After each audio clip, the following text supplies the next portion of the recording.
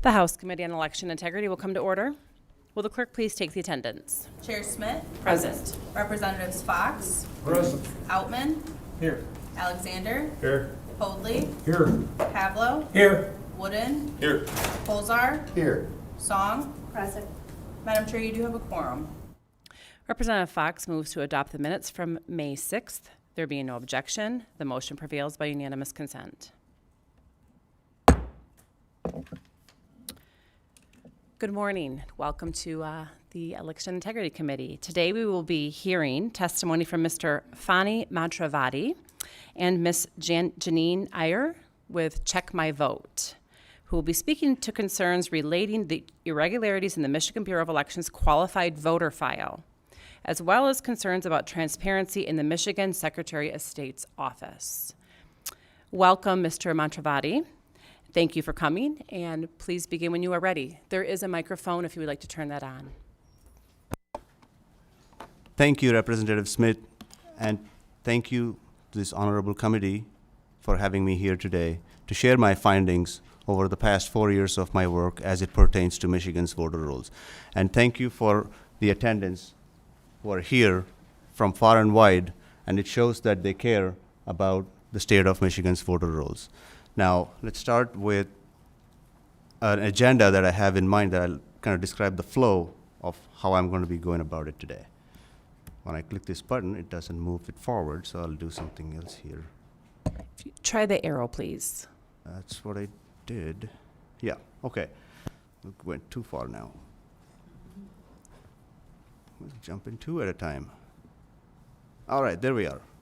So, I'll first begin with describing talking about my involvement with election integrity, how it began, what made me get involved, and then I'll move on to transparency. It's a theme we'll touch on throughout this presentation because today I'm here not only to present a problem, but also to present a solution. And transparency is part of the solution that I'll be presenting today. And then we'll move on to describing some of the irregularities uncovered by the tool I built, checkmyvote.org. And then we'll also touch on the issues of transparency that are hindering the citizens' ability to clean the voter rolls, which are really bloated, as you can see from the presentation. I'll go over in the details of it. Then we're going to look at the aspect of how people can help, and then I'll close out with a call to action. My involvement began with election integrity in the wake of the 2020 November 3rd election. As reports emerged that non-citizens voted, or ineligible people voted, or deceased individuals voted, I grew concerned that my identity, because I'm not a citizen, I'm not a US citizen, concerns grew for me that my identity could have been misused to cast a ballot. Although I love America, I'm on the path of gaining naturalization through the lawful processes. I came here on merit 20 years ago. I did not want a ballot being cast in my name to jeopardize my path to naturalization. So initially, when I came to the problem of election integrity, all the evidence, everything was largely theoretical, circumstantial. If you remember the pizza boxes in the TCF Center, all circumstantial and more theoretical. But I saw a need to bring much needed transparency and find hard fact-based evidence from the voter rolls itself. So I started making FOIA requests for the monthly QVF, as we call it, the qualified voter file, to look for irregularities, to see it for myself and not just go by what's in the news. As part of that investigation, I was led to examine my own record, of which there should be none, honestly, because I am not a citizen and I shouldn't be voting and I don't vote. Thankfully, I didn't find any of my voting history in the voter file, but I did find 2 people registered to vote from my address. I brought it to the notice of the local clerk. Took a while for them to get removed, but they did get removed.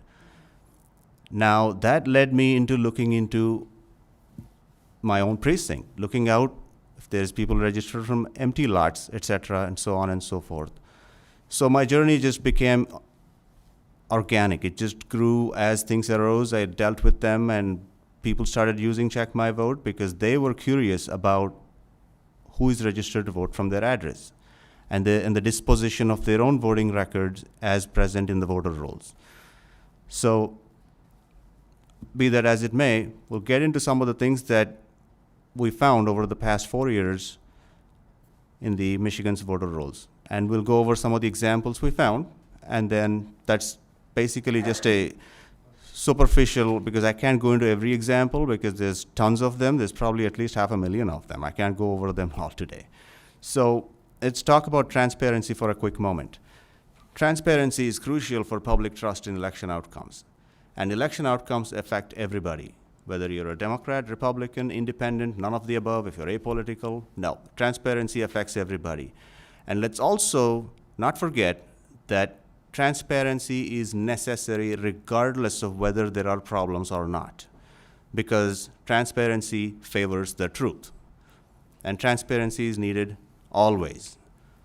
More so today because of the problems that have been uncovered. And when there are problems uncovered, we need more transparency because people have questions, and losing faith in election outcomes is a dangerous place to be in. Absolutely, we don't want to get there. So lack of transparency is also causing public to lose trust in election outcomes. But before we go to transparency, where did it start? Bloated voter rolls is where it all began. When I looked at the fact that there are more people on the Michigan voter rolls than the voting age population according to the July 2023 US Census.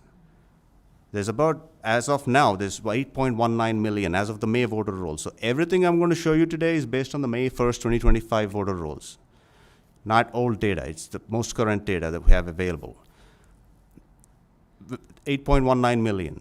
And there is about 7.9 million people of voting age population according to the July 2023 census. And people are moving out of Michigan, not coming to Michigan. So the problem is even worse. It's not just 200,000 odd people more in the voter rolls. It's much more than that. When you also consider the fact that the 7.9 million people of voting age population constitutes not only citizens, there's non-citizens also in there. So the problem is even worse, makes my argument stronger. So where is this bloat coming from? Where are all these extra registrations coming from? We'll go over some of the examples now. First, let's go over deseized and duplicates.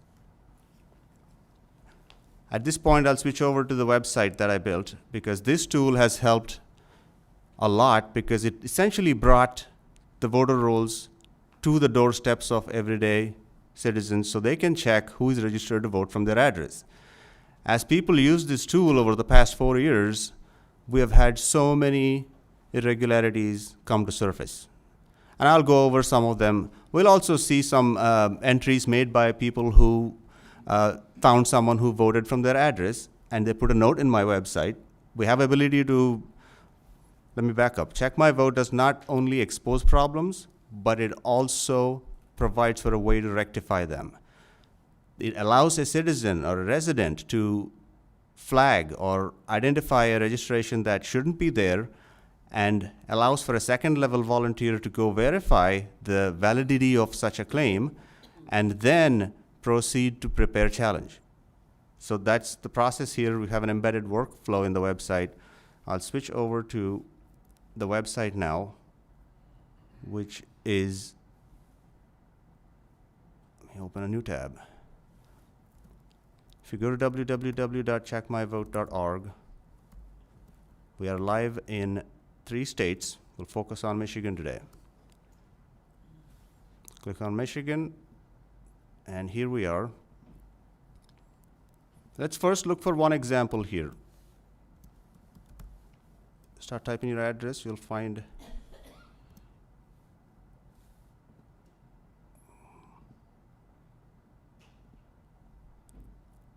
one registered voter here, challenge status, Jason Lamone Daniel.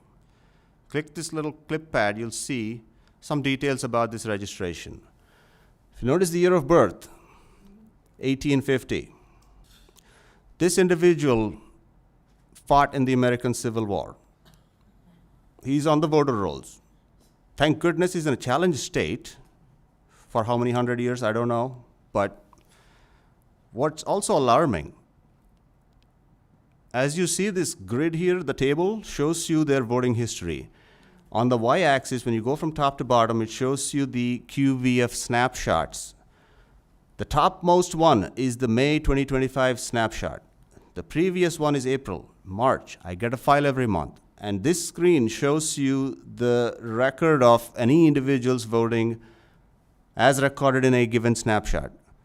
The reason is, we'll see in other examples that the voting record also changes. Sometimes they didn't vote, sometimes they voted. So history kind of flip-flops. But in this case, looks like it's pretty consistent. This individual shows as having voted in the November 2020 election, all the way down. And as of the February 2024 voter rolls as of March 2024, we were told we would not be given the voting history, voting method type as part of the history file. That is why it says A there, which means we used to be able to obtain the method of voting of any individual through the monthly QVF FOIA process. A indicates absentee. It's maybe a little understandable to some here because this person was too old to walk to the polls because he was 170 years old at the time of this election. But this kind of touches on transparency a little bit because we also have examples where people say they have voted in person, but their vote is recorded as absentee. There's numerous such examples coming through my website's Contact Us button. Now, why was the voting history method removed, redacted? I call that an unjustified redaction. I don't know why it was removed. There's no justification for it. It's not a personally identifiable information.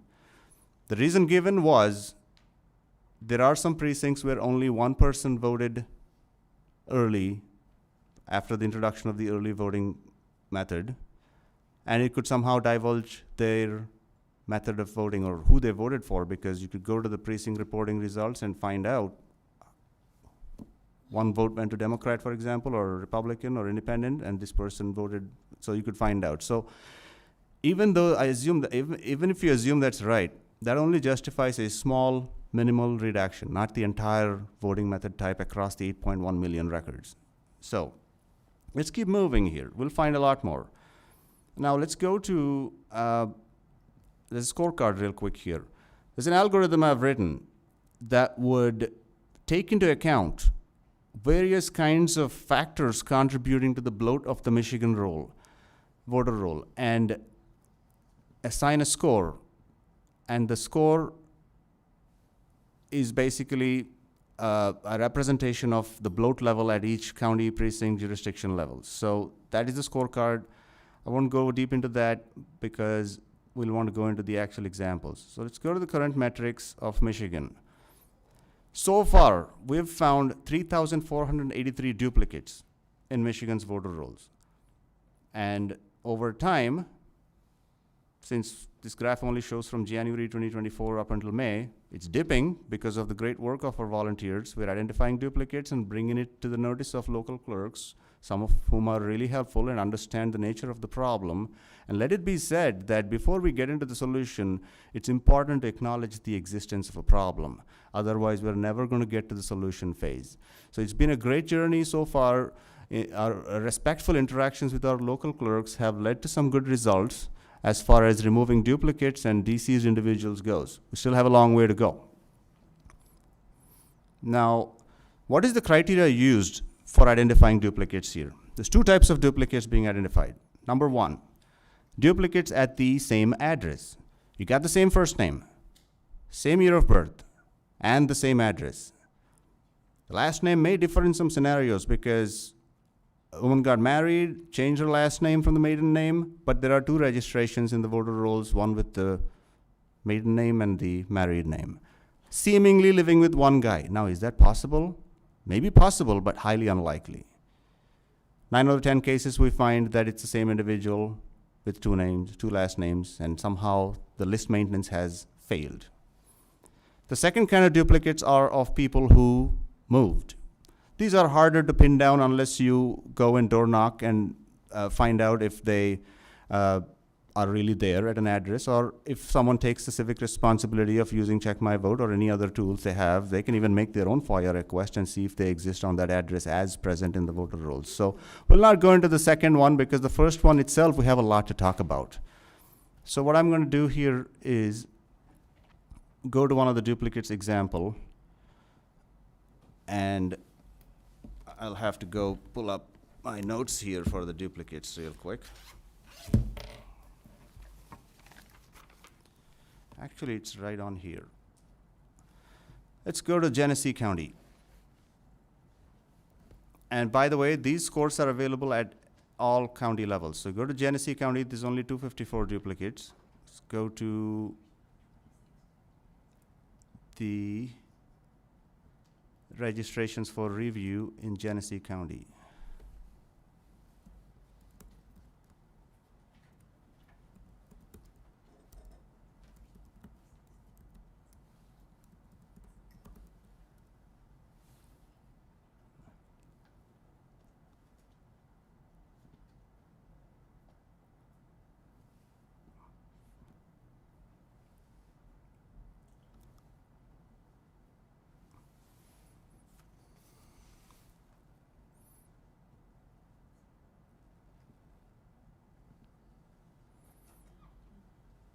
So these are all the different kinds of problems being found. Some of them are fuzzy, some of them involve door knocking and confirming, because we cannot say just because someone is over age 90, it's a problem. So that is where our volunteers begin our work, where you say, you know, it's age 90 plus, so we'll go find out if that individual actually exists or not. But these red ones, boxes, are essentially a slam dunk scenario where you really know that there's a duplicate because of information present on Ancestry.com, for example. If you take the address here that was on the 12368. So we have two people here living at this address, and by the way, I'm not really pointing out there is a problem with this individual here. I'm pointing out a systemic problem. This person is probably a victim of this problem. So I'm not going to point fingers at this individual who I'm showing here is shown as having two registrations in the voter rolls as a duplicate. And look at the same address, and you click the address, it'll take you to the address, and you show that there's one individual living here with seemingly two women with a slightly different last name. One is a hyphenated last name, one is probably the married last name, I'm guessing, but I don't know. But the middle initial is changed a little bit. It's not the full middle name, but it's an initial here. And it's both are in active status. You see the A there. And you click this clipboard, it shows August 2024 primary, voted.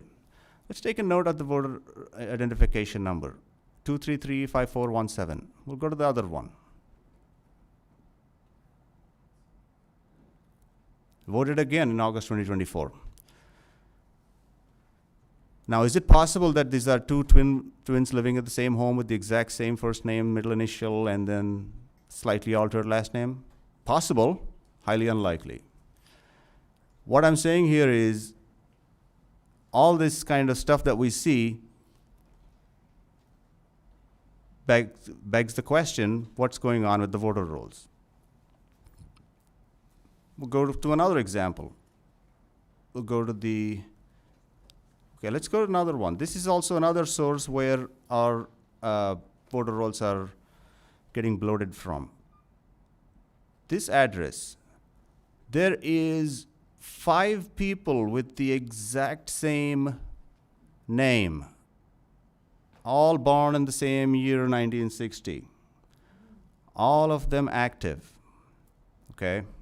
Different voter IDs. And you can go look at it in the voter rolls. This is my website, but I'm only showing public record data. This data is all a matter of public record obtained through FOIA request, myself. I'm not taking it from someone else. And this is all in there. Now you look at the voting history, this is a little better because none of these people voted ever, going back 20 years. To go back 20 years, there's no record of any voting for any of these individuals. Back to November 2004. Now this again, shows a failure of the NVRA cleanup process. People who haven't voted in 20 years are present 5 times in this example in the voter roll. And I could go on and on because there's so many of them. We go to another one. This is another example. I don't know what this will bring up because I don't remember all of the details, but let's open it up and see. That's what Check My Vote is for. If you don't remember, we could always go and look at it. 12052. What is that address? Wilfred. Okay, search that address. Now we see how many people here. Seemingly the same person. You have 2 names with the same year of birth, active. And if you see the voting history, never voted. Still active. The other one, same deal. This one voted actually. According to the December 2024 voter rolls, this person voted twice. But it was scrubbed. The very next month, as of January 2025, this person shows as having voted once. And it stayed at once up until May 2025.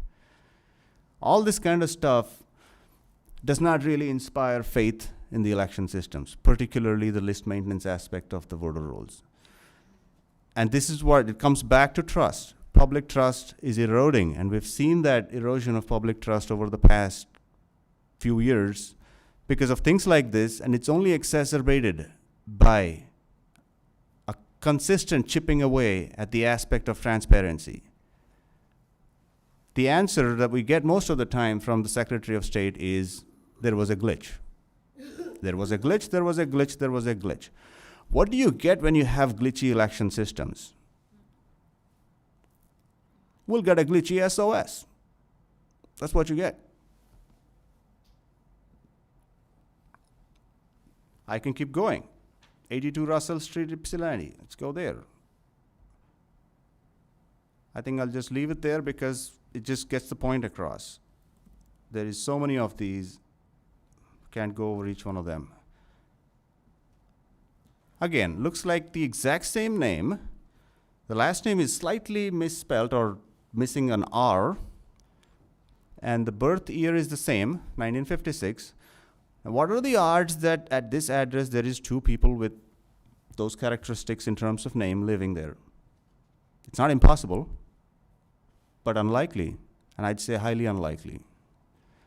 And this deserves an investigation, be it adhering to the regular processes of cleaning up the voter rolls or sending a notice saying, please come and present your ID, see, and then take it from there. Those processes are there, written down in the NVRA process, but they're not being followed as evidenced by the symptoms that I'm just demonstrating. So those are the 2 examples of bloats. Now we can go over and look at different other kinds of bloated sources of where the bloating is coming from. This one we looked at, that's the Civil War veteran. The number of deceased individuals has steadily come down because of the great work of our volunteers. And if you go to the current metrics, and there is all sorts of anomalies that we show here, age 90 plus as of the January 1st, 2025. Again, we don't go to the date to determine the age because Michigan's voter rolls do not provide the entire date of birth, as many other states do. I work with Ohio, Tennessee, their voter rolls have full date of birth.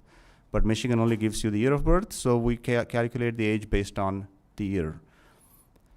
As of January 2024, there were 5,546 age 90 plus. It has steadily come down because people have been doing work looking at findagrave.com or any of these public sources of information to ascertain that an individual has passed away. And then we're not asking the clerk to remove them. We're taking it to the clerk saying, we've done 99% of the work. Could you please take it off across the finish line doing what you need to do? We're not forcing anybody to remove people from the voter rolls. So that is our process. And it's a 2-step verification within Check My Vote. We have a first level volunteer check in basic things, and the second level volunteer confirms it. And then the third level volunteer actually decides to take it to a clerk or not, because we do not want to overwhelm the clerks. They're doing a great job. They have things on their plate. We are only trying to assist them with this process because of everything we're finding, citizens feel the need to help. And again, you have across Michigan, or this is not across Michigan, this is more like in Genesee County, there is 85 people who registered before 1942. I mean, all this talks about possibilities. We're not saying this is a problem. We're saying these raise questions. And let's go to the next category, blank apartment unit. Now, this is an interesting case. Let's go back to the slideshow. We've talked about duplicates. We've gone to duplicates again, blank apartment number. This is an interesting one because accurate voter rolls are not only necessary to prevent bloating of the voter rolls so that ineligible people are not present there, but things such as these can cause voter disenfranchisement. As we'll see, many registrations in the voter rolls of individuals who live in apartment complexes do not have an apartment number. So should they request an absentee ballot, where would that absentee ballot get delivered to? The mail carrier wouldn't know where to deliver it to. How would that person vote? So that's a scenario where failure of list maintenance could cause voter disenfranchisement as well. And we can go see some examples as well. And I'm also quoting the MCL that says people who are registered from apartments should have a apartment number if applicable. And that's the MCL 509Q. You can see it in the website. You click the button, it's open for anybody to take a look. And we can go look at some examples of that as well. And most of them are available in the high registration density area of the website. You go and filter by type. You say apartment. Let's pick one that has 6 of them here, let's say. Some of these don't even have an apartment number. They're probably going to have to go by name. Don't know.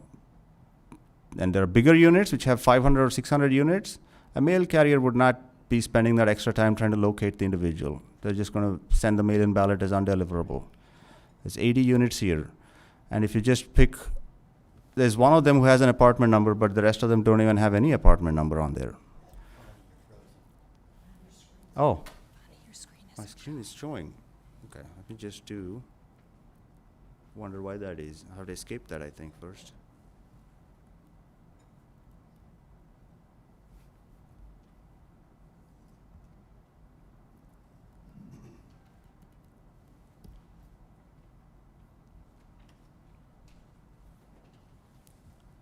I don't know why it's frozen.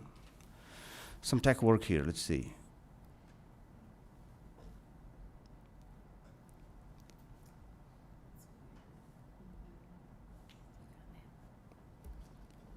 I'll close that out there. Maybe now it'll show up. Yeah, this is what I was showing. Sorry, I apologize for that. I wasn't looking at that screen. I was only looking here. So what I was showing was a blank apartment. I hope you saw the slide that showed the MCL. Okay, here is the MCL that says if someone is living in an apartment, the apartment number should be present if applicable. So here is a scenario where you have an apartment complex here. One of them has an apartment number here. The rest of the 50 people do not have an apartment number, or maybe some do, yeah. But there are some that don't. So that is a scenario of voter disenfranchisement, because if they request a mail-in ballot, they cannot receive it. Then let's move to the next category. This is I call it plants voting.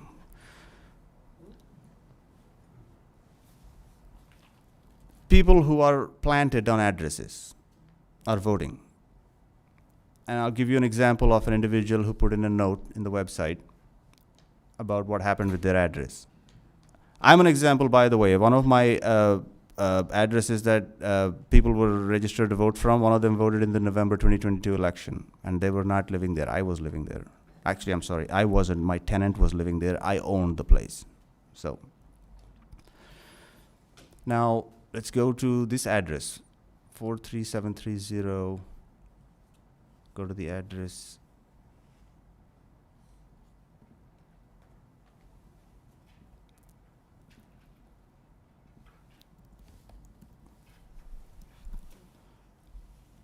So this individual here, there is one last name that is different here, Giovanni Cavalcanti, and the yellow clipboard indicates that an initial report was made by the resident at this place, the owner of this place, presumably. And the note here says, if you can read that, I'll probably make it bigger. Giovanni Cavalcanti is no longer at this address and was not born in 2000. Year of birth says 2000. This person notes that this is a fraudulent registration. Giovanni was a renter at this address sometime before my family started renting it in 2009. That would make Giovanni 9 years old when we moved into this house, which means their birth year is incorrect. Our neighbor said Giovanni moved to Brazil. We purchased this house in 2015 from the landlord, and only our Cunningham family have lived at this address since 2009. This means no other people should be registered at our address for the past 15 years. About 3 to 5 months before every election, we start receiving mail for Giovanni to go vote. I took photos of the 2020 mail we received for Giovanni. Thank you. Now, also interesting to note here, Giovanni voted in the November 2024 election while not residing there. And this is per the Michigan's May 2025 voter rolls. And April and March and February and January and December. And if you go back, yeah, there's no more history because we're talking about the November 2024 election. So the history begins only from December. So that's what I call plants voting. These are people being planted on addresses that are somehow voting. We do not know how. That deserves an investigation. Next example is that of empty lots and land banks. So there's a news article here that says fire destroyed this Ionia County's Hoadley, California. This is in the Daily News. 663 West Main in Ionia. Okay. Now let's see what happens there. 663 in Ionia. While nobody was living there, someone voted in the November 2024 election from there. Let's go take a look. 663 West Main Street, Ionia County. Clear that out.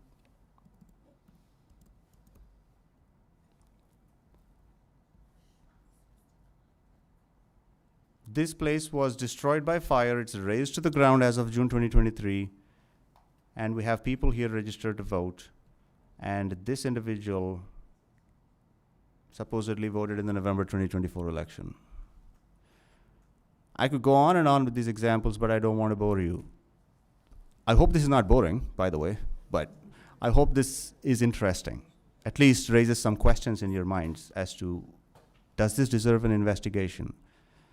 Do we have an acknowledgement that there is a problem? Only then we can move past into a solution phase where we can actually try to solve the problem. And in Detroit, there is about 100,000 vacant lots as people have moved out. And there are so many examples of people voting from those vacant lots. So we've made a FOIA request. We're making a FOIA request and trying to get that list of addresses. Hopefully we can get that so we can see the scale of the problem. Because right now, we have to go and see, is this house part of the mow zone program is what they call it, because they're mowing these lots because nobody lives there and it's unsightly when the grass grows too long, and the city has commissioned some funds to mow the lawns there. If we can get a list of addresses, 100,000 addresses, we can find out who is registered to vote from those vacant, abandoned buildings. Now that leads into the transparency.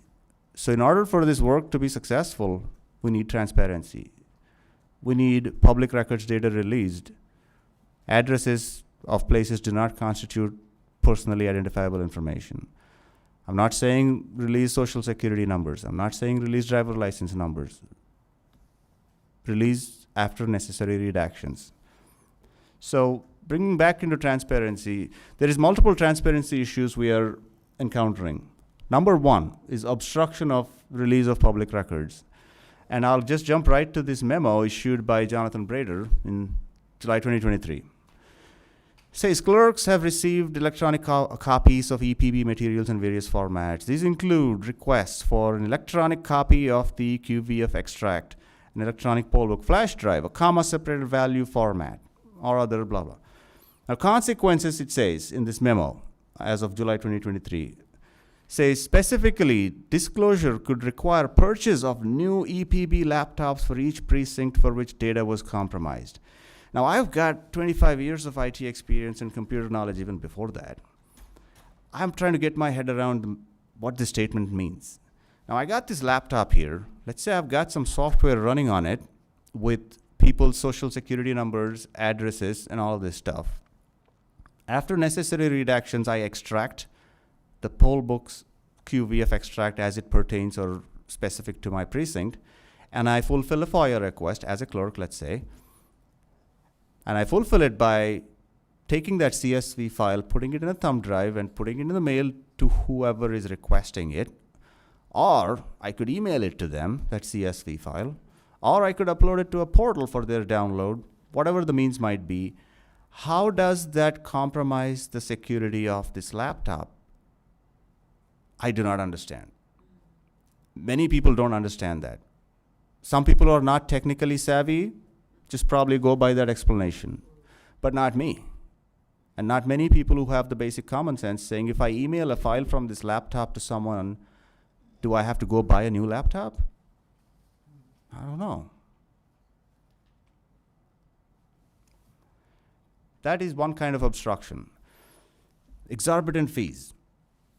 What I'll show here is, this is my experience of FOIA fees as it has been since the time I've been putting in requests for the daily absentee reports for midterm elections or any general elections. November 2022 midterm, paid $212. August 2024 primary, fees increased to $314.5. November 2024 general, it reached $765 after unreasonable and unjustified redactions happened. Because when I initially got the file for the November 2024 general election, there were the following fields that used to exist up until then: ballot ID, whether a ballot was spoiled, ballot address, meaning where the ballot was sent to, application sent date, received date, ballot sent date, received date. I didn't mention Uokawa here, that was missing too. Those are missing, and I went back and asked, could you please give me these fields, because they don't constitute personally identifiable information, and they were being given as of August 2024 up until then. I said, oh, that'll be an extra fee. You can pay that, $450 whatever dollars, and you'll get it. I said, okay, I'll pay it. And I paid it, and I got it. Still haven't gotten ballot ID. But that's the second kind of obstruction. And if you follow this trajectory, where is it going to end? At some point, a common man like me cannot even afford to get this data to even do some basic investigation in the interest of seeing how transparent their government is. And that's not a place where we want to be. That will further erode trust in government and anything that we're trying to do here in public service. So I'm concerned about where this graph is headed. It doubled, almost doubled first time, and then literally more than doubled the second time. And we don't know where that'll end up. Part of this November 2024 election absentee record files was that on October 28th, we found 125,428 illegal ballots cast per the October 28th report. Various explanations were given, but one of my friends put in a FOIA request asking for communications pertaining to that. The fee quoted, $5,316. So it almost looks like the more you have to hide, the more the fees is. That's one way of obstructing public records data. And the last one is also one of the ways that public records data is one of the ways that transparency is being chipped away. Delays in fulfillment. It takes up to 9 months sometimes to produce simple reports.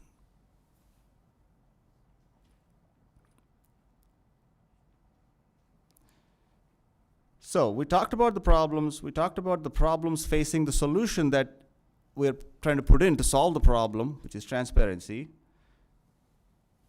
Let's talk about the solution itself, and I'm getting closer to the point where we can get to the call to action also. Innovative technological solutions built by the people, like checkmyvote.org, bring voter rolls to Michiganders' doorsteps, and frankly, anybody else's, because if you moved out of Michigan into Ohio or Tennessee or wherever else, you could still check your address and see if you're there, and if you are, you can initiate processes to get yourself removed.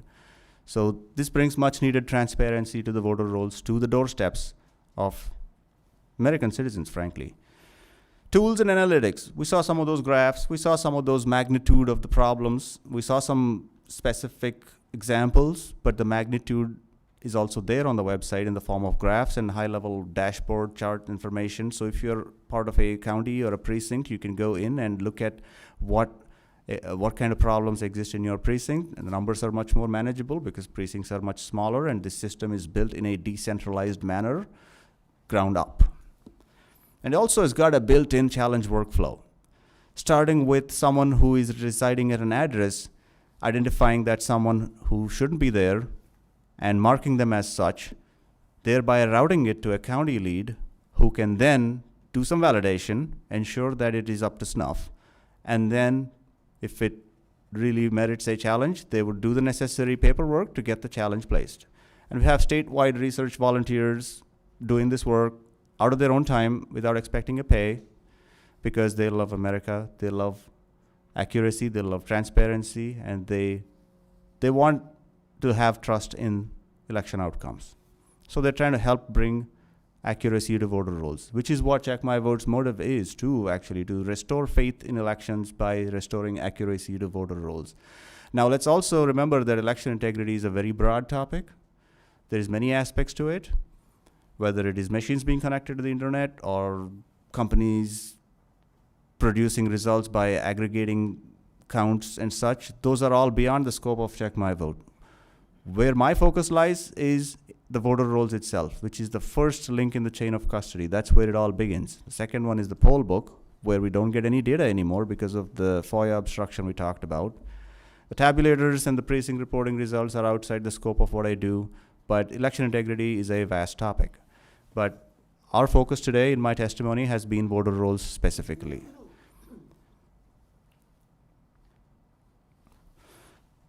Check My Vote is essentially a citizen's voter roll integrity management toolkit. And accessibility of public records becomes very important.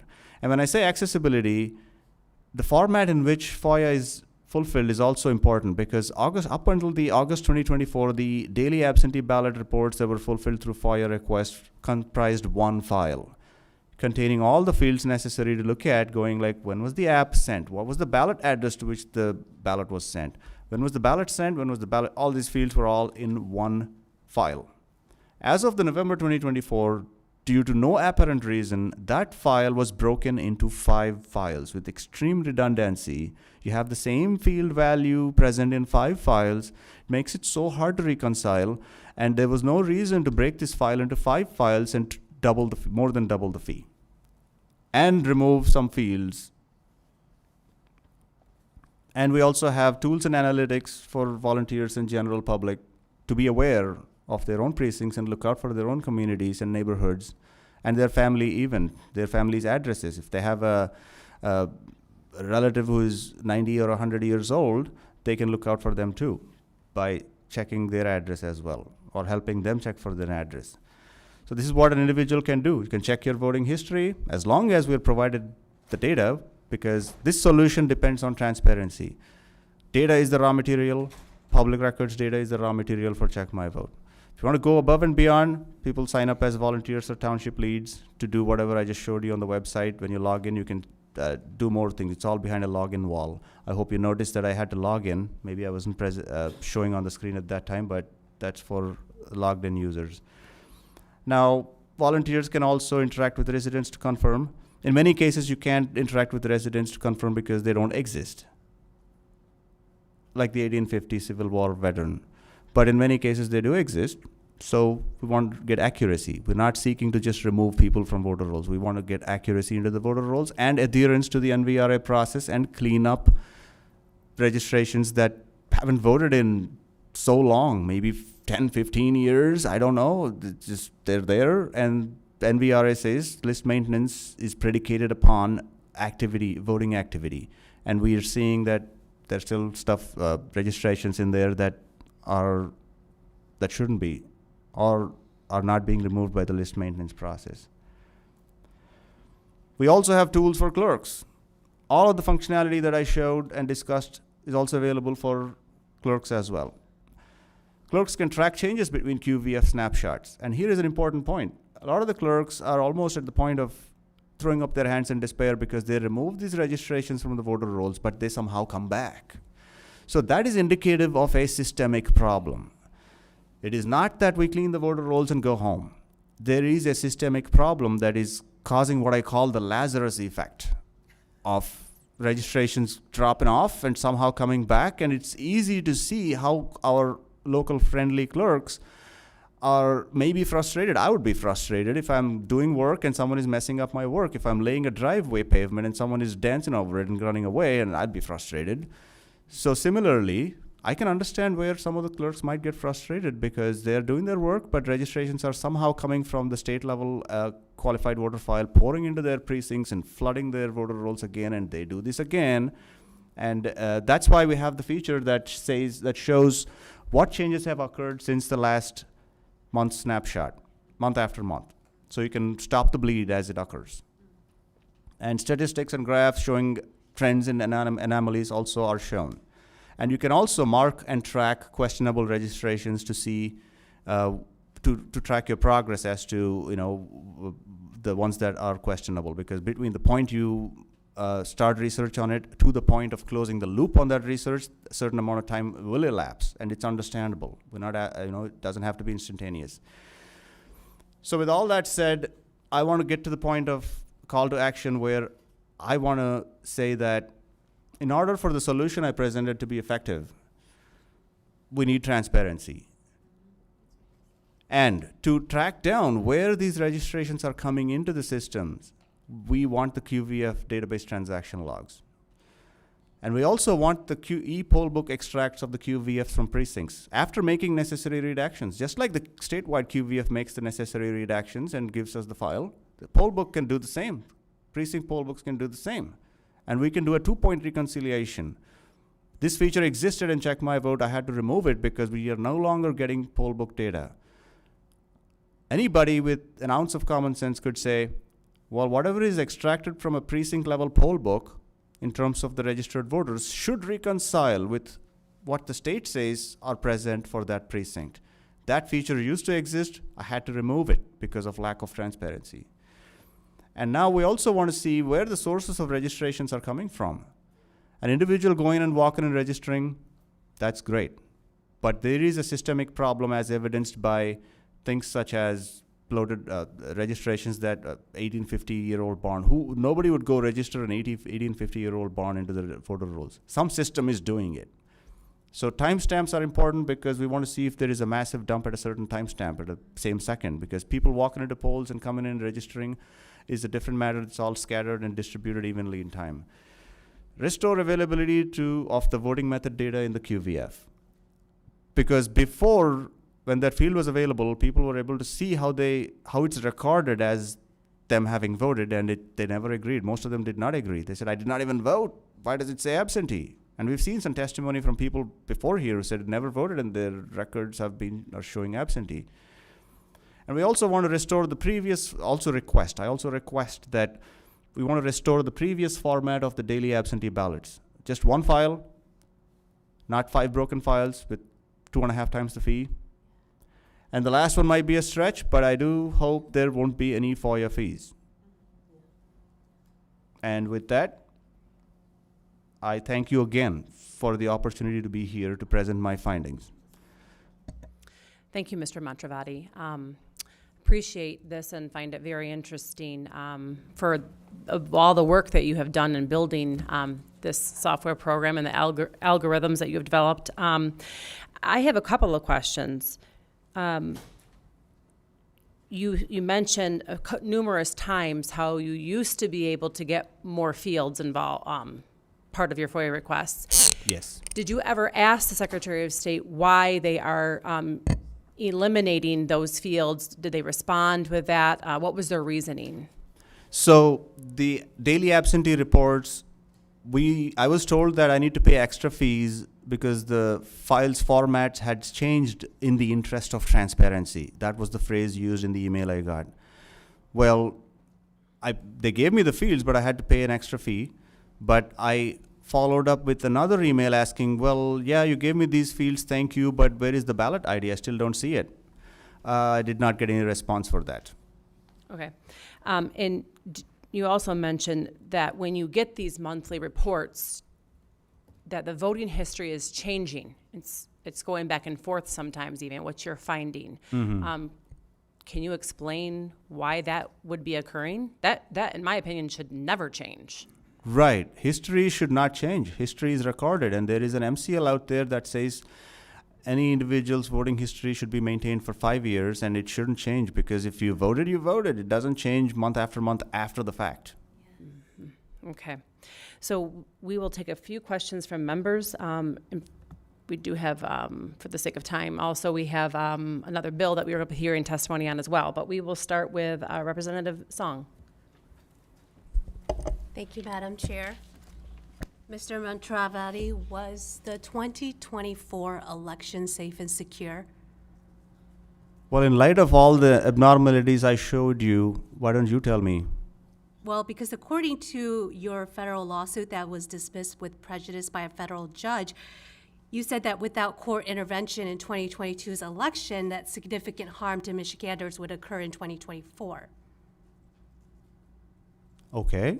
So I'm asking you, because you've showed us all of this data, and if you were very concerned about the integrity of our elections, I'm asking you, was the 2024 election safe and secure, or was it stolen? Well, I find it that very unfortunate that you're focusing on things that refusing to acknowledge that there's problems that I've presented, and your lack of acknowledgement is very unfortunate. All right, that there are problems you here. answered it. Thank you, Representative. I think he's made it very, very clear. We don't need to be asking questions whether or not elections are stolen. He's here to present his findings, investigations. It's been very, very clear. Representative Wooden. Thank you, Chair. So I saw you provided the graph of the daily absentee reports. Are those FOIA requests, are those fees charged on a per record basis? I've done FOIA requests before, and they're usually charged on a per record basis. Was that how these fees were assessed as well? No, thank you, Representative Wooden. According to the fee breakdown calculation, it said time-based. So I don't know if there's a factor of record-based. Maybe there is, maybe there's not, but it wasn't specifically mentioned in the fee calculation breakdown document.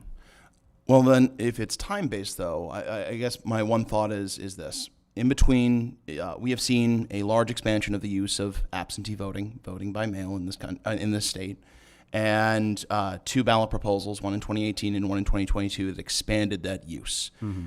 Could it possibly be, as you've seen that graph increase, that just the sheer number of people voting absentee has caused those fees to increase as well, because you have a larger concentration of data, more time that's going to be dealt processing that as they're meeting your FOIA requests? That's a fair question, Representative Wooden, but I do disagree that it would take much longer to produce a million extra records, because as a database person, a report extract for a million records would take probably about 15 seconds if you write your query right. If it's 2 million, probably take about 25 seconds. And all these time calculations for FOIA are measured in 15-minute increments. And if we are writing a query that takes more than 15 minutes to pull 2 to 3 million records, that means there's something severely wrong with the technological infrastructure or the skills of the people who are making these reports. Thank you. Representative Fox. Thank you very much, Madam Chair, and thank you for being here today. Just a couple of questions. One, do you think that the 2020 election was certifiable? I have seen a document, the Board of Canvassers of Wayne, that the Republican canvassers never signed it. Okay, So based on that fact alone, it shouldn't have been certified. So it wasn't certified in It wasn't. relation to Michigan electors. And I've heard politicians say again and again, well, you know, that's water over the dam. We just need to look forward. And what would you say to that political type of thinking? Well, if we have a leak in my kitchen faucet, I don't go to work and come back and say, well, you know, the floor is like ankle deep, it's just water under the dam, I don't want to deal with it. Someday, we're going to be drowning. Okay, thank you very much. And our final question from Representative Colasar. Thank you, Madam Chair, and thank you for your testimony. I saw that your federal case was dismissed due to lack of standing, and you've talked about some of these victims. My question is, have you reached out to any of those victims to see, since they would have standing, to see if they are willing to file suit? No, I have not reached out to some of the victims because some of them are not alive, but some of them don't exist. But the ones that have made reports as others having voted from their places, I have not reached out to them, but that's part of the solution. Thank you for asking the question, but that is definitely part of the solution we could possibly pursue. One very quick follow-up, if I may. Have you contacted law enforcement? If someone's Me breaking personally? the law, if someone's breaking the law and you've exposed that, have you contacted law enforcement? Well, I cannot accuse that the people who are showing up in these voter rolls are breaking the law. It is a systemic problem is what my theory was. I do not want to point fingers at the individuals who are showing up as voted because are not voted because many of them don't even know this is happening. So I do not want to go and accuse people without basis. In fact, that's why all I'm saying is transparency is needed to get to the bottom of this so we can find out what is really going on. You're welcome. And again, thank you so much, Mr. Mantravani, for coming to give your presentation today. I think you're absolutely right. Transparency is very, very much lacking here in our State Department, and something that we should be working on as a committee and as a legislature as a whole to be holding our Department of State and any other matter, state agency at that point accountable for these things. And having the work that you're doing with trying to restore accuracy to the voting rolls is very, it's a great work that you are doing, and we're grateful for that. This is something that I'm passionate about too. So I thank you for the work that you're doing and for being here and giving your presentation today. Thank you, Honorable Committee. Thank you, everybody, for your attention. Thank you, everybody else. Next, we will be hearing testimony on a bill, but if you would like to testify on this bill that's on the agenda, please fill out a testimony card and turn it into the sergeant. We will be taking up House Bill 4356. First, we will be hearing from Representative Hoadley testifying in support of his bill 4356. Welcome, Representative Hoadley. Please begin when you are ready. Good morning, and thank you, Chair Smith and esteemed members of the House Election Integrity Committee. Over the last several months, we've all heard presentations as well as testimony from those that have legitimate concerns with our election integrity, and whether those are from nefarious events or just systematic events like what we heard here today. It has become our duty in this committee to come up with solutions that will reinstall confidence in the voting public. House Bill 4356 creates a mechanism for the Secretary of State to clean up the voter rolls. And what it stipulates is that the Secretary of State will go back 10 years to voters that have not voted in those 10 years and send a pre-postage paid, pre-addressed envelope, card to the elector stating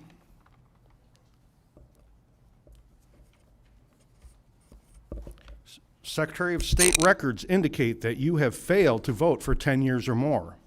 To confirm your status as a registered voter, please complete, sign, and return the enclosed card providing your current address to the appropriate city or township clerk at least 15 days before the next election. If you do not complete, sign, and return the enclosed card to the appropriate city or township clerk at least 15 days before the next election, you will be required to affirm your current address at the polls before you are permitted to vote. To keep your status as a registered voter, you must respond to this notice, vote, or engage in voting-related activity, including but not limited to requesting an absentee voter ballot application or updating your voter registration. By the first business day after the second general November election that is held after that date of this notice.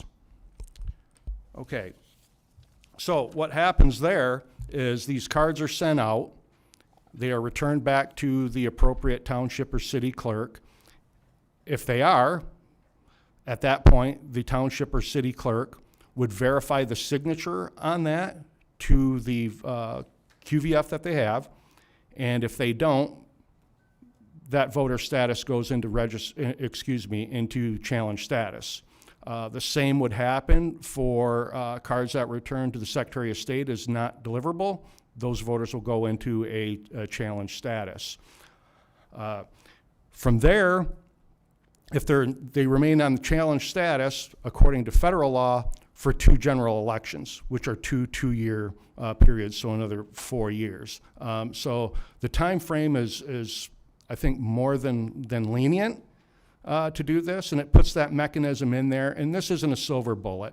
And I view House Bill 4356 as being a first step forward to what we need to do to clean up our voter rolls, and as we've heard today, as well as over the past 3 months, several other steps are needed to, again, reinstall that confidence in our voting public. From there, if you don't mind, after I testify, I've got Representative Jay DeBoyer, who is a county clerk, and I have Mrs.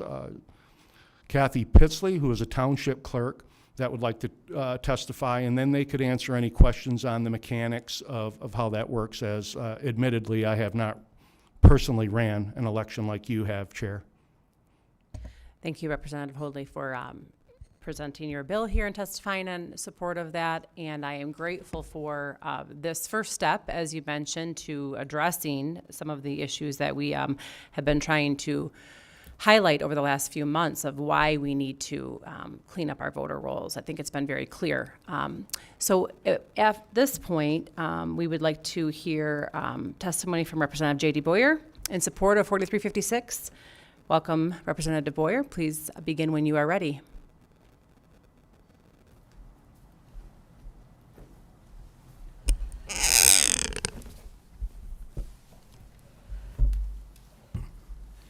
Good morning, Chair Smith and the rest of the body here. Thanks for taking up and entertaining this bill. 4356, as Representative Hoadley had mentioned, I spent 12 years managing elections at the county level, and we've been through quite a roller coaster over the last number of years with regard to confidence in the process, confidence in elections, confidence in outcomes, and everybody has their own beliefs and opinions about those things. But I think at the end of the day, what matters most is, whether I'm right, whether someone else is right, it matters. But at the end of the day, that confidence in the electorate, in the outcome of an election, is what matters. And that confidence, whether it's founded or unfounded, still matters. So we have to provide tools to the Department of State, or the Office of the Secretary of State, for them to navigate their duties and their roles, and provide us with a more secure voter roll list. After all, there's a very simple reason why you have to register to vote. You register to vote to demonstrate your eligibility to cast a ballot in the United States, or in this case, in the state of Michigan. And having clean voter rolls that really only have the individuals that are eligible to vote on those rolls to the best of our ability is the first step in instilling confidence in the people of the state of Michigan and the results of their elections. You know, as I said when I opened, you know, there's been a lot of debate over the last few years about things that have occurred in elections and outcomes and the confidence in those. But what I can tell you is that our behavior as legislatures, and specifically with regard to election law, should always be from the premise of establishing a safer and more secure system that provides an outcome. And I can tell you that if any of us believe that there are not nefarious actors in the world who may want to sway an outcome of an election, we're kidding ourselves. You know, we play a Little League baseball game and there's 2 umpires on the field because we realize that there's rules in place, and if we didn't have umpires on the field, you very well may have some behavior by participants who want to win at all cost, doing things that can question the outcome. So I think would be foolish to believe anything other than the fact that there's nefarious actors in the world, in our country, in our state for that matter, that would love to be able to persuade an outcome of an election. So I would say that House Bill 4356, which just does a simple thing. It says that after 10 years, and by the way, 10 years plus 2 more additional November general elections, you have to demonstrate that you're indeed still an individual who's eligible to vote in the state of Michigan. And you have to demonstrate that you are, for that matter, still alive. Because the reality is there's a number of individuals who are still registered to vote on the voter rolls in the qualified voter file who are deceased. And some people are surprised at that, and they ask, how is that possible? Well, the reality is the right hand doesn't talk to the left hand. You know, if you die in the state of Michigan, your death certificate is shared with the Secretary of State's office, and that is shared with your local county clerk or your municipal clerk for that matter, and they're removed from the voter rolls. But if you die in another state, if you die in Florida, if you're a snowbird and you pass away in Florida, there's a chance that death certificate could make it back to a county clerk or a local clerk or the Secretary of State's office for that matter. But in a large number of cases, that does not occur. So that individual is now deceased, but they're still on the voter roll. So at some point, we have to have a provision in place that allows for those individuals to validate their eligibility to vote and allows for them to demonstrate that, yep, they're still interested in voting, although they may not have participated in a few cycles. And this simply does that. It puts in place the clear outline by which we would do that. And I'm fully in support of this. And again, I think Representative Hoadley spoke to this and just said this is just a very first step, a simple tool that can be provided to the Secretary of State's office to manage issues like the idea that someone may have been deceased. For that matter, someone may have moved out of state and didn't surrender their driver's license, didn't surrender their voter registration eligibility. So with that, Representative Smith, thank you for taking my testimony. Thank you. For the interest of Representative DeBoer's time, and before we call up our next township clerk to testify, does anyone have a question for Mr. DeBoer? Okay, or Representative DeBoer, please, excuse me. So I do agree with you on cleaning up voter rolls, and I can appreciate it. I have a similar piece of legislation, but one thing I discovered when I was researching this was that oftentimes a lot of people only vote in presidential years. So I'm curious why 10 years was chosen and not a multiple of 4. Thank you for that question, Representative. Yeah, I mean, because there's going to be an additional 4 years on top of that. I originally wanted 8 years on this. I didn't lone wolf on this. I've had several conversations, you know, with the department, and 10 years is what I settled on. Of course, coming to committee, what we want to do is massage these out. I'd much rather see the legislation say 8 years plus the other 2 required by federal law, making it, you know, those increments as you suggested, but that's a great question.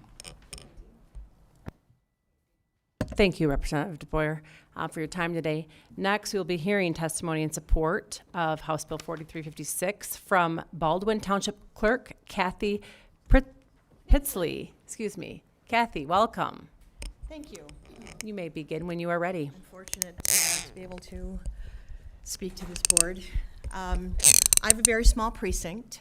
I have 1,664 voters.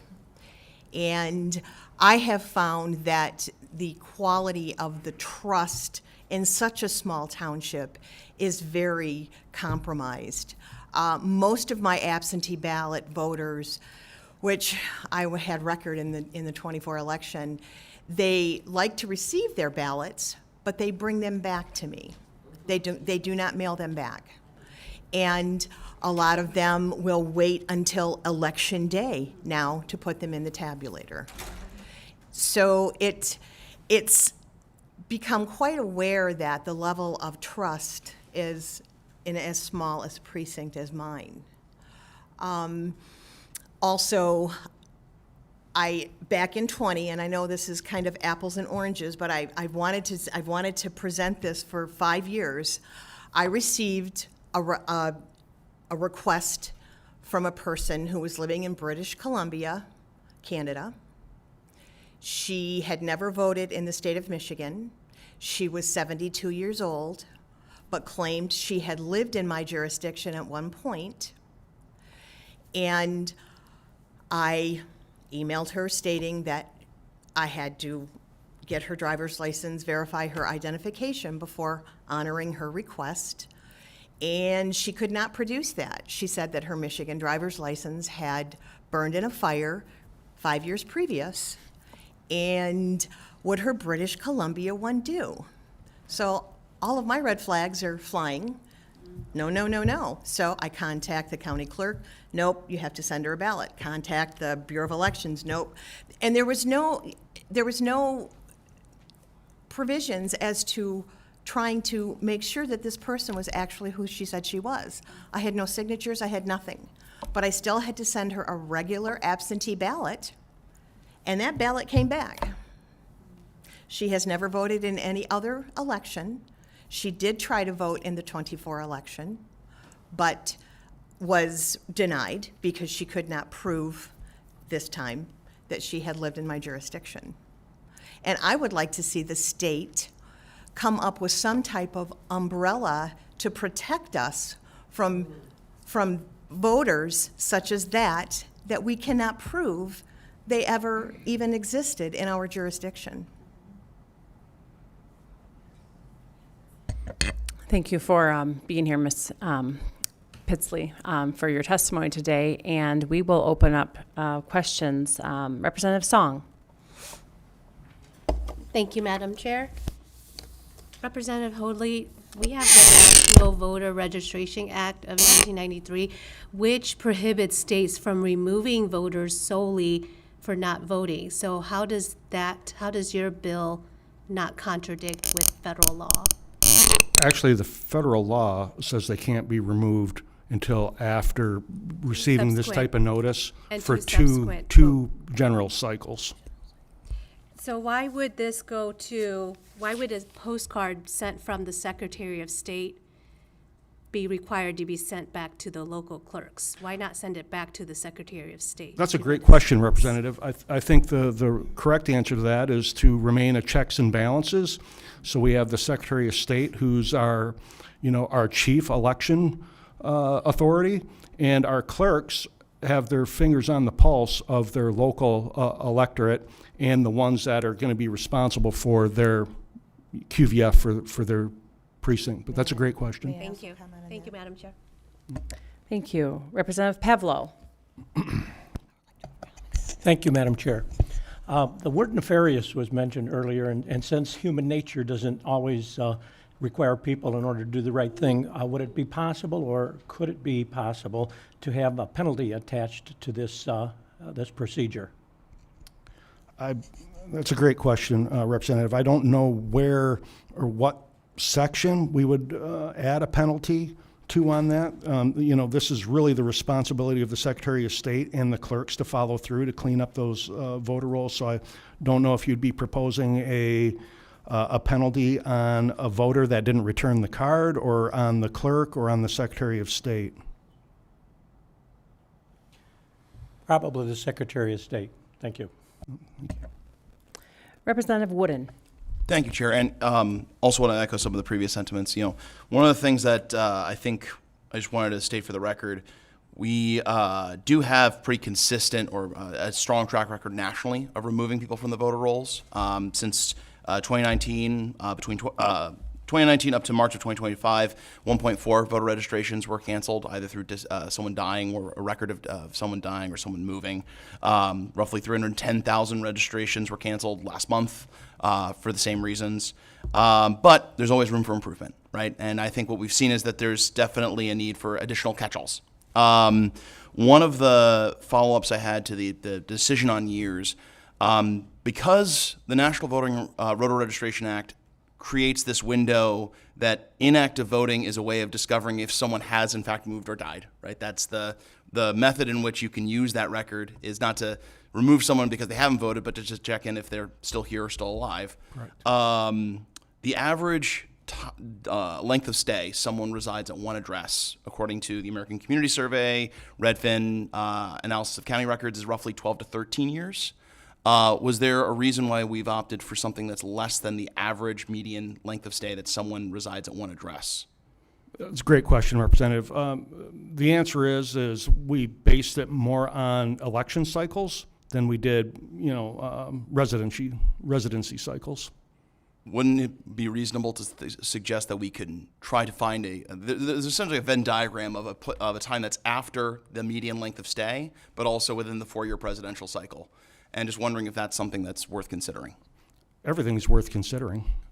And then the second question I had, I can understand checks and balances, but if the Secretary of State is sending the notices and they are being prepaid and they're being sent back to the clerks, that's also going to increase the cost rather than them being returned back to the Secretary of State directly. If there's a desire for checks and balances, wouldn't it be possible to have the Secretary of State through the QVF notifying clerks of the voters that they are reaching out to? So if clerks wanted to have a second check or some kind of additional cross-departmental transparency, that would be a more cost-effective way? Yeah, I would have that conversation with the Secretary of State's office. However, I caution that the Secretary of State's office has done things like sending out unsolicited absentee applications and things like that. So that was the element of the checks and balances involving the local clerks. Thank you. Last question, we have Representative Fox. Thank you very much, Madam Chair and Rep. Hoadley. My question is mainly for you. So we're talking 14 years here to get somebody cleared? Yeah, it would be that before they were actually physically removed. But, Okay.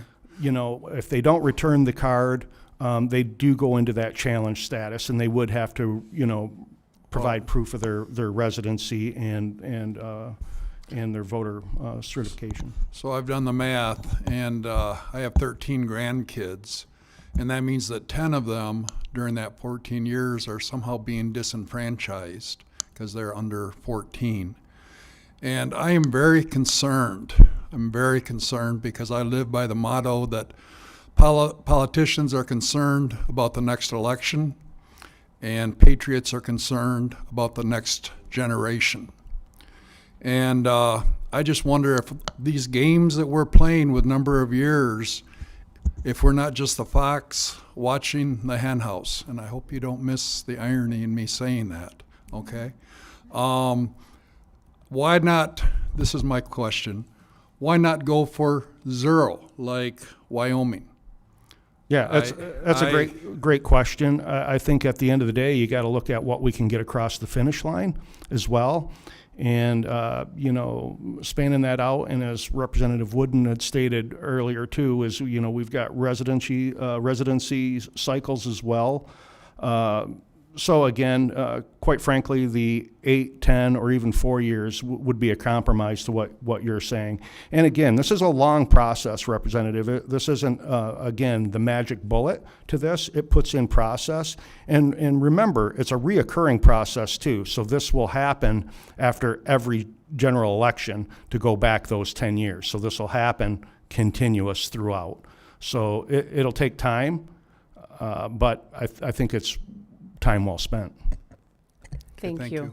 Thank you. And I think it's important to note Wyoming is exempt from the NVRA. So with Michigan here, we would need to be in compliant with the federal Correct. laws. So that's one thing that we wanted to just make sure it's correct on the record. I think Mrs. Pisley would like to make a comment. As far as the return of the cards, recently I got my report from the county of the deceased that had been in my jurisdiction. And lo and behold, there was somebody that I knew was not dead. And it would have upset her had we had an election this May, had she come and she was, oh, you're deceased. So I think the cards being brought back to us lends us to check on our voters. Then if we need help, which the Bureau of Elections and the Secretary of State are there at our disposal for help, rather than it being in the opposite direction. And therefore, the clarification of where exactly our voters are comes from us, and then we seek help if we need it. Thank you. Next, we will now take public comment. In the interest of time, we will be limiting public comment to 2 minutes.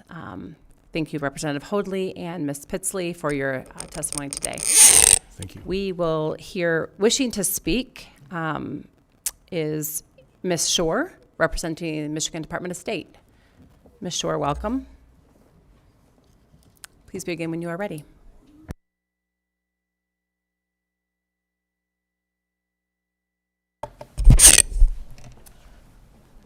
Thank you, Madam Chair. Thank you, committee members. I'm Erin Shore, from the Legislative Policy Director from the Michigan Department of State. And I appreciate the chance to discuss House Bill 4356 with you today. MDOS very much shares the goal of maintaining accurate voter lists in Michigan. We were pleased to see the federal courts recognize just last week the effort that we have put in under Secretary Benson to do more to keep those lists clean than has happened in the past several decades before her tenure.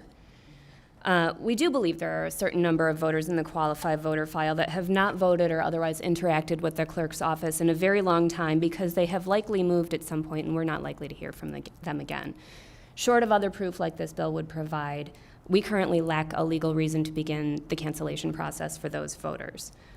As many of you know, this concept is not new. It has been discussed for the past couple of sessions. In addition to Representative Kolazar's bill that was also recently introduced, last session, MDOS did support similar language in Senate Bill 1068 that would have allowed the cancellation process to begin for someone with at least 20 years of no voting history. That bill did not make it through the end of the session. And in 2022, the legislature passed House Bill 4128, which is very similar to this bill. That bill was vetoed by the governor. That would have applied to voters who had not voted since the 2000 general presidential election, which would have been 22 years of no voting history at that point. While MDOS does support legislation that would clean out outdated voter registrations, we do have a few concerns to bring to your attention today. One of them is the time frame. As I've noted, previous iterations were much longer than 10 years, and so, we're in conversation. I've had a chance to speak with the sponsor, but we would maintain that 10 years is too short a period of time to start this cancellation process.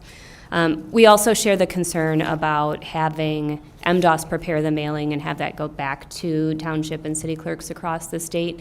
That's tremendously logistically difficult, knowing that we have something like 1,800 jurisdictions across the state. That's quite a complicated mailing to put together that increases the risk of errors, increases the cost, and increases the chance that those cancellations would be handled in an inconsistent manner across the state. If you do feel strongly about having the clerks process the cancellations, we would feel strongly that the clerks should begin that mailing process then, rather than having the Secretary's office initiate it.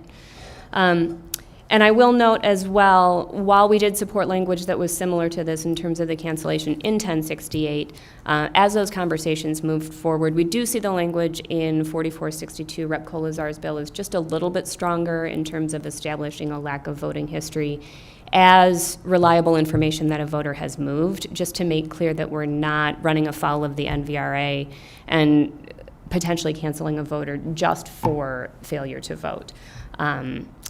So I look forward to working with all of you. We are not taking an official position on the bill at this time, and I am happy to take any questions.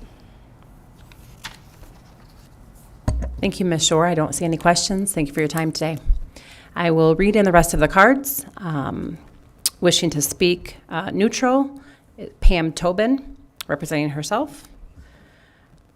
Wishing not to speak, supports the bill, Michelle Fisher, representing herself. Wishing not to speak, supports the bill, Dee Davey, representing Salem Meetup. Wishing not to speak, supports the bill, Janine Iyer, Stand Up Michigan, Livingston County. Wishing not to speak, supports the bill, Sherry Ritchie, Michigan Fair Elections Institute, Pure Integrity Michigan Elections. And with that, there being no further business before the committee will stand adjourned.